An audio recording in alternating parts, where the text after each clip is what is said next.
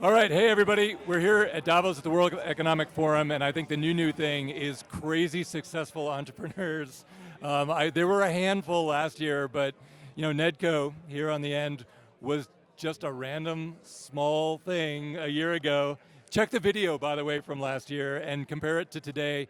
Now he's Mr. Unicorn, hero of the day. Welcome back.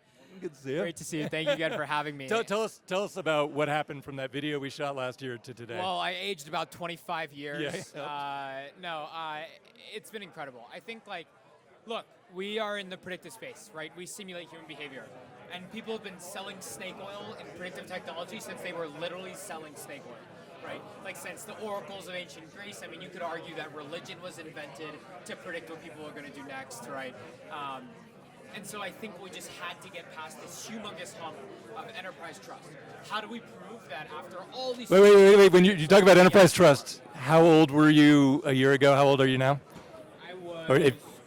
I was just turning 20, and I'm just turning 21. So I turned 21 3 years. So just turning 20 means 19. Meeting with CEOs of Fortune 500 companies and trying to sell them massive projects.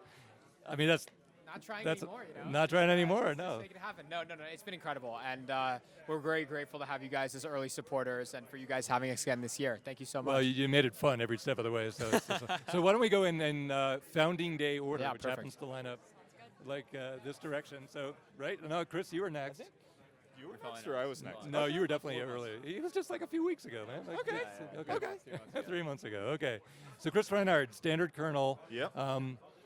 I have a way I want to describe the company because it's so foundational and important. It's the scale of what you're doing is so disruptive, but I know it could obliterate some very big multi-trillion-dollar companies, so I don't want to step on that landmine too publicly. So you tell us what you're allowed to say. Basically, the idea of what we're doing is pretty simple. So our founder, Anne, she was on NVIDIA's QDNN team, which writes a lot of their fastest, most accelerated kernels, and it's one of the ways that NVIDIA has really gotten themselves out into the marketplace is by selling the hardware and selling the software and the whole solution.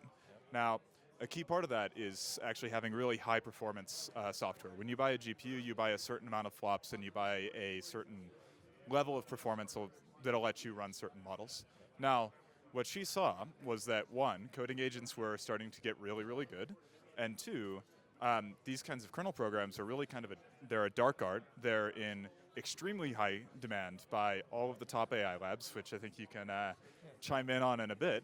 And it's something that she thought, all right, I'm going to go and take a look and automate this generation process. And that's something that she went to Stanford, did the first benchmark in the space, then did the first solution in the space that had a lot of real merit, which was this tree search. Yeah, my moonshot mate, Alex Wisner-Gross, my podcasting mate, is here, and he's always talking about the innermost loop of humanity, which is one of my favorite quotes. But you actually are working on the absolute nexus of the innermost loop of the algorithm that's driving all the change in the world right now. It's just so focused. I mean, the crazy part is, when you get really down into the weeds, you can do things, you just have so much more time with AI, and you can use all of the tricks that you would ever think of. So you can outperform the NVIDIA guys fairly reliably on their own hardware, on their own optimization targets, and the minute that you stray off of that, to anything that's new, like a robotics application, like a trading application, like anything that's not like the biggest, most mainstream transformer,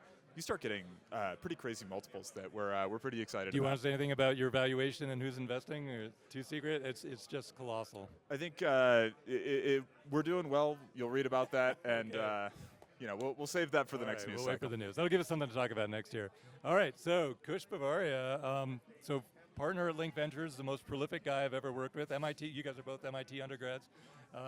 Kush actually ran IFC at MIT, which is the independent living groups, so he knows everybody on campus. Like literally, it was a fun few years. Kush, yeah. So left the venture world to do a startup and moving at a ridiculous pace. Tell us what you do.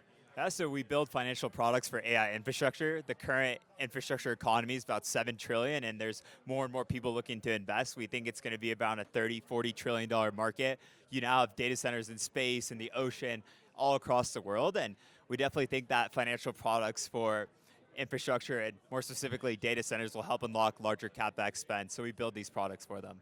Yeah, very cool. Yeah, and so new person I just met, Andy Peng.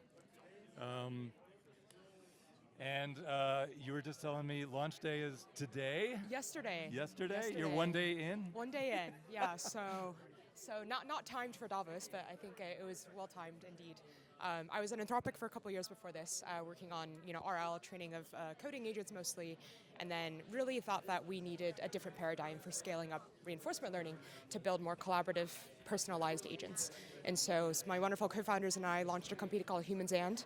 We announced our seed round yesterday. We raised about $500 million at a $4.5 billion valuation. Say that again? About $500 million dollars to allow us to train good models, and we're really excited to get to work now. So what's, that kind of capital raise, you have to be doing foundation model level stuff. You came from Anthropic. So, Yes, that's so right. Is it all top secret, or can you tell us a little about it? Yeah, I mean, at a high level, right? Like the way that these frontier labs train models today is very task-oriented. You buy RL environments, you think about putting your model into these outcome-oriented spaces and allowing them to churn for a long time to discover the answer. Now, when humans collaborate with other humans and models in the world, that's not how we train. We think about, context and environments. We think about long-term horizon memory, objectives, and so this is the type of paradigm we're hoping to scale up. A lot of the East Coast AI companies are way too timid in their planning. Yeah. And these are exceptions actually down the line here, which is probably correlated with being at Davos, actually. That's probably not a coincidence. But the numbers you just said are another level. So tell us, so you were Yale and then MIT for masters, and then did you just go straight to Anthropic? And then, how did you get from where you were to a $500 million capital raise? Yeah. So I actually started in policy. I'd worked at the White House after undergrad for a couple of years, and then really wanted to go back to research. So went to research, did a couple of years of Microsoft research, actually went to MIT for my PhD, and then in the fourth year of my PhD, Anthropic called and said, hey, we'd really like your work. Would you be interested in working for us? And I thought that was a pretty cool opportunity. Joined it when it was maybe a few hundred people. I saw the company grow a lot, learned a lot there, contributed to some models, ultimately decided that I wanted to kind of try my own thing. So. And did they find you through archive papers and stuff like that and target you? Because that's happening a lot these days. The data is everywhere. I think that their brand of research prior to, I guess, Sonnet 3.5, the coding model, was very aligned with what I was doing in my PhD. And so I think it was a good fit. All right. Well, all right. So you guys are all hyper-aggressive entrepreneurs. So this is the easiest panel to run in the history of the world. So when I start with the general one, you're crazy successful as a group, and you're kind of setting the tone for a huge generation of other entrepreneurs that are coming right behind you. So let me start with the generic question of 3 sentences of best advice you could possibly give to somebody who aspires to be just like you. And we'll start with that. Yeah.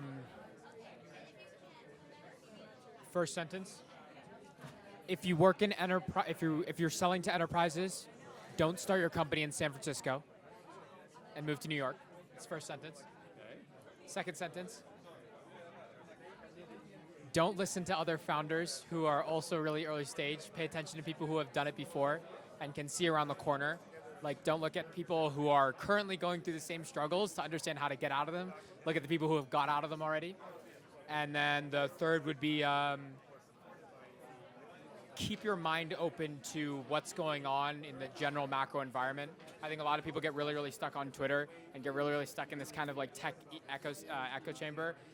You have to get out of it. Read the news, buy the Financial Times, buy the Wall Street Journal, get it delivered in paper to your office. It'll make you a lot better at doing what you do. I'll tell you, Ned had no idea that question was coming. And that answer, just on the fly, it's going to be legendary. It's just so good.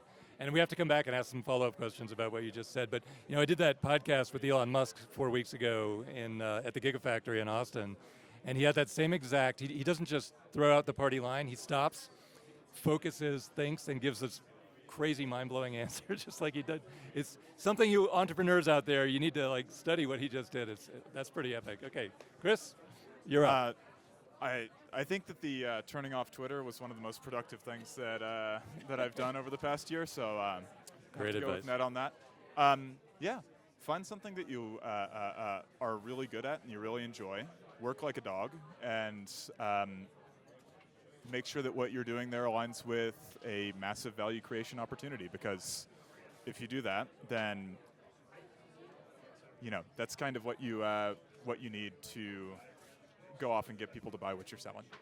They work like a dog too. We'll come back and talk about that in a second. But I was at your office in Palo Alto, and we were going to meet, and I think you broke your ankle. Yeah. And you said, well, we'll meet anyway. I could see it was swelling up as we're meeting, but you powered through it. That grit, I mean, not everybody has that kind of grit. It's all right, so we'll come back and we'll talk about that too. Kush, you're up. 3 sentences of advice. All right, number one, I'd say work with your best friends. At some point, you're probably going to end up working 100, 120-hour weeks, and a lot of people that work in like financial jobs like banking, consulting, do the same, and they hate their jobs. But I think if you work with your best friends, it really makes life a lot easier. And then 2, don't benchmark against your competitors. I think a lot of the companies that we build, a lot of our competitors are very subpar in what they do, and so I don't think that any founder should be benchmarking themselves against like their competitors. There's a new sort of frontier that you should strive for. Great advice. I'm so glad I asked this question. All right, Andy, you're last. Yeah, hopefully I don't repeat too much, but I think a lot of what I feel has already been said. I guess the one thing I'll kind of add is never get bored. I think the second I think it's very easy to tell when you get bored. You start, maybe working less hours, you start all of a sudden, feeling like things become a little easier. When that happens, it's time to try something else. And, I was starting to get a little bored in Anthropic, and so I kind of knew it was the right time to strike out and try something of my own. And so I think that's the way you keep pushing forward in your career. Very cool. So I want to follow up on the work with your best friends, because I did this statistical analysis, and I teach it at MIT. It's one of our core slides on day one. But in our investments, over the course of about 100 samples, the teams with 3 or more best friends have no losses. And it's about 40% of the samples, and it's 95% of the gains. And so now we're just doubling down on why do we do anything other than that? Like why would you be any other formula? So I'd love to hear your co-founder journey, whether it matches or doesn't match that profile. And so just tell us, how did you meet your co-founders? What is it about you as a team that makes you so successful? Yes, 100%. So this is kind of a hilarious story. I'll jump in just a moment. I think one point on this that I absolutely believe, people who say don't do business with your friends need to get better friends. Need to get better friends. Need to get better friends. I actually find in some ways, genuinely, like nowadays, it's, okay, we're 6 days a week in person minimum. And I believe if you're not going to come in on a Saturday, why bother coming in on the Sunday anyways, So a lot of people are in all the time. I live in our office, literally, right? So maybe it's because I'm saying that I'm a little bit biased, but I genuinely find it difficult sometimes to spend time with people who are not similarly minded on a similar path. Even if it's a different company, whatever it may be. Like my closest friends all work at Aru, right? Founder story, Cameron and I, co-founders, we met first day, first class, freshman year of high school. I was the last person in the class. I came in late. Only seat open was next to him. We, grew up since that first day of high school together. Freshman year of high school was COVID. What high school? Lake Forest. It's in Chicago suburbs. And it's a really good school, right? It's a good school. Yeah, it's a really good high school. It's really good. No, because not everybody, the teams like Brendan Foodie, his co-founders at Mercor, they're high school best friends too. Yeah, they debate together. There are a lot of high schools where there are not 2 people that can start a company Very that true. can be Very true. And I'll say that. Yeah, but the point is that there's no age limit. The reason a lot of them come out of college and not out of high school is purely because they don't meet people that are good co-founders until college, and you're just an exception to that. Well, I mean, I'll say my third co-founder, John Kessler, who's a genius. He's currently just turned 17. When we signed that term sheet, he was 16 years old. 15 we started the company. Awesome. He reached out to Cameron cold on LinkedIn, DM'd asking him for advice on some application at some random accelerator. Yeah. We got him. It was supposed to be a 30-minute Zoom call. Ended up being 2.5 hours. We're like, screw it. We're going to go build something together. We raised our first minuscule pre-seed before we ever met in person. But sometimes you just get that feeling about a person. Yep. And we're in this business to take risks, right? Whether you're a venture capitalist or you're a founder, right? If you feel something about a person, you have to jump into it fully. Yeah. So we raised money, started the business before we ever saw each other in person. Met, immediately moved out and started working together. So yeah, I noticed this a lot too. If you're really good friends and you're young, you're fearless. Absolutely. It's just the nature of being that age. They're my and brothers. That fearless Seriously. thing just works. It just Absolutely. works. Yeah. Chris, what about you?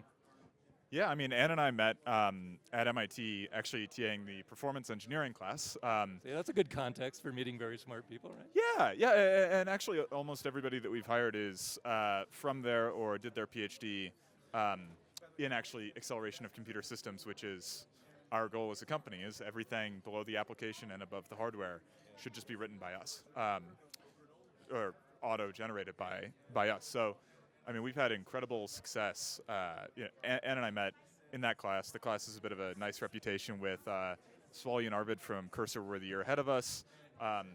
Varun from Windsurf was like 3 years ahead of us, and then Walden from Cognition was 1 year behind us. I think Franklin from I don't know about him, but just and then everybody else goes off to quant and makes a few mil a year.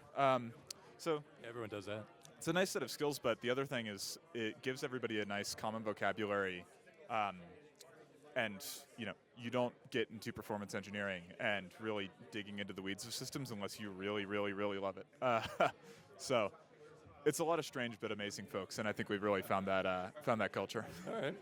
Now, Kush, I know your story intimately because you're right outside my door. But you actually came to me prior to Orn with a different team saying, I think this startup might be a thing I want to do, and you're killing it as a venture capitalist. And I looked at the team, I said, it looks pretty good. And you said, you know what, I'm going to stick with this one. And then you came into my office a few months later and you said, holy crap, this is the dream team. These are everyone, no matter who you are, you would drop whatever you're doing in your life and join this team. Yeah, so for Wayne and I, my co-founder, have been best friends for about 5 years now. Met at MIT. We were both undergrads in the same dorm called New Vassar, and we ended up taking a few of the same classes together when we were freshmen. Wayne has had a completely different career path than me. He wanted to be a quant trader, worked at Susquehanna for the next 3 summers straight, started full time, was making about 600, 700K a year, a lot of money, and it was crazy. So he came to me, he's like, we got to do a startup, and I immediately had to say yes. So and right after that, we ended up hiring our other 2 best friends from MIT. So our team is the 4 of us. It makes life a lot easier when you have to work long hours and you work with your best friends. So I can't complain. And Boaz was telling me you have people sleeping on the office floor too. Yeah, so we work/live similar to Ned in our office. So it's a fun environment right now. There's 11 of us total in the office, all from MIT, and it's a fun vibe. Sounds so cool. So Andy, I don't know your story. Did you poach a whole bunch of people from Anthropic and rip them away, or No. who are your co-founders? There's plenty of talent in the field to go around. So there's 5 of us. We have the luxury of, I guess, a couple of things. One, we all entered the field of AI prior to ChatGPT, and so I think everyone was driven by a deep curiosity for the field prior to kind of the commercialization of the models, which I think, is a particular characterization of founders of this age. And secondly, we have worked across all of the frontier labs. So myself at Anthropic, 2 of my co-founders was XAI, one was at GDM, and one was at OpenAI. And so what's really nice about this is, all of us have kind of a shared history of what it takes to meaningfully iterate and build frontier models on, I guess, the edge. And we can kind of take all of that experience in our new venture. And so I think the funnest part has been learning and understanding culturally how all these places have done business. And so it's a melding of the minds for us here. It was very politically correct. I bet you did rip away a lot of talented people, but we'll look it up later. All right, so when Just one point to add to that. I mean, one of the things before ChatGPT and before all that launched and really having an inner curiosity, if you look at the people who learned how to do what you're doing almost before the hype and before all of this started, I mean, this has happened before. It happened in the 90s you look at all the people who did a CS PhD at Stanford, MIT, whatever it was, they just were uniformly successful because they had that kind of curiosity and love of the field. Yeah. And again, there's no age limit on it. It's just incredible. With AI agents as your workforce, the amount you can get done with a very small group of super tight-knit teams, like nothing in history. And so it's empowering at any age. It used to be when we would invest in a startup, or when I was building all my startups over the years, it took, till probably age 28, 29, 30 to really get used to managing 200 or 300 people and doing the performance reviews and the hiring fires. It's just a lot of stuff. But when you're managing 10, 15, 20 people, it's so much more comfortable and so much easier. But now a 15-person company is like a 1,000-person company. If you look a year into the future, a 15-person company can be like a 100,000-person company. So there's no age limit to success now. It's just a unique time. So I want to be sure, we're here at the World Economic Forum. Traditionally, people are here because they either need talent or investors. But in the past, it was almost always investors. Now investors are kind of lining up behind you guys. So I don't know if you're more interested in a message about your company or about your culture that's geared at the talent that's going to see this video, or geared at the investors. Your choice. But the video from here gets an incredible amount of views. You learned that last year, Ned. And so it's a chance for you to get some message out there that attracts one or the other. So take your best shot, throw out there whatever you think is most compelling about you, your team, your company that would attract one or the other, your choice. Definitely more on the talent side. Look, I think our team is, what we do is possible because of diversity of thought, right? A lot of our research team, we have people who come from Alzheimer's and dementia research because we need to be able to simulate memory, those sorts of things like that, right? And so I think it's not even like a specific category, it's more someone who has this common goal. The truth being that what we do is we simulate behavior. And if you understand what people will do and you understand why people will do it, then you can shape it. It is a side point that our company is profitable and scaling as much as it is from a commercial perspective. It is the truth that simulation is the most powerful technology on the globe. I personally believe it's a moral imperative that is built by us. I believe whoever is in power of this technology is his incredible moral responsibility. But I certainly would rather be on the creative side of it than someone who's on the receiving end. I believe it should be an American business that builds this technology. Otherwise, it's going to be some firm based in Pyongyang that can simulate Americans before we can do theirs. I think it's very important. So we're looking for people who are incredibly motivated and genuinely have the ability to change the world. We work for some companies in over 100 countries. We work for almost a dozen countries. People use us to set packaging on sodas. They use us to set policy in Asia and the Middle East. We're incredibly lucky to be able to work on what we do, and we're looking for people who are trying to be part of that same vision. Very cool. Hey, Ned, I want to follow up too on, say something about New York, because you said earlier something very compelling. Didn't have time to follow up on it, but if you're doing an enterprise that sells to large enterprises, do it in New York, not Silicon Valley. Absolutely. Say something about New York too. Yeah, I used to say that New York City is the place where Series B founders go when they've sold secondary and they want to go to like Paul's Baby Grand on a Friday and buy a table. Not my thing. I barely get out of the office, but being able to take the subway and see the people who buy our software in like 4 minutes is just something you cannot do if you're based in Mountain View, right? Hudson Yards is 4 minutes away. Who's based there? Accenture, EY, KKR, Blackstone, like you name a company, they have an office within this area. And it's just important to put yourself in the headspace of people who are able to buy your product rather than other people who are trying to create other ones. Very cool. All right, Chris. Yeah. What, you want talent or money? I mean, I guess the money's all set now. yeah, I think you tell the story to the talent and the money kind of catches on usually. But look, we have an incredible team of folks who are oftentimes leaders in their field, writing the leading papers in kind of newer areas of research. And if you want to do amazing computer systems research in a place where we will figure out how to go and put a product around it, it's really not that hard because the world cannot get enough GPUs. People cannot buy enough. We talked to our folks at NVIDIA. They can't sell enough. And when you add GPU hours, you're just selling extra GPU time. And we've had a lot of luck with that model. Also one of the most valuable commodities on the planet right now. So you go off and come to us. We do amazing research. We're pushing the frontier in having AI that optimizes itself as a, first comes the kernels, then comes the rest of the system.